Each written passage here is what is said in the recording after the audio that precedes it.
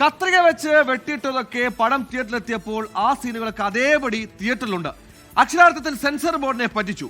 Mollywood time സിനിമയ്ക്കെതിരെ case. CBFC അനുമതി വാങ്ങിയ ശേഷം ഭേദഗതി വരുത്തിയ രംഗങ്ങളും അശ്ലീല സംഭാഷണങ്ങൾ ഉൾപ്പെടുത്തിയെന്നാണ് പരാതി. തിരുവനന്തപുരം സിറ്റി പോലീസാണ് കേസെടുത്തത്. മോളിവുഡ് ടൈംസിന് ഇത് ബെസ്റ്റ് ടൈം. റിനു സീതർ തിരുവനന്തപുരം തയ്യാറാക്കിയ റിപ്പോർട്ട്.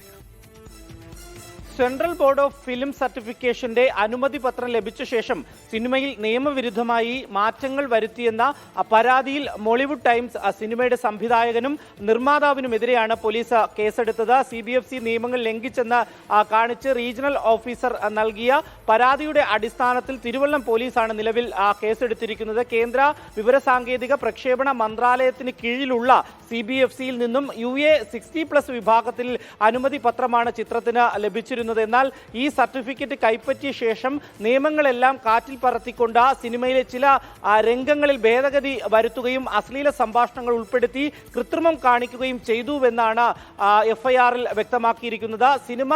സിനിമാറ്റോഗ്രാഫ് നിയമപ്രകാരമാണ് അണിയറ പ്രവർത്തകർക്കെതിരെ നിലവിൽ ഇപ്പോൾ കേസ് എടുത്തിരിക്കുന്നത്.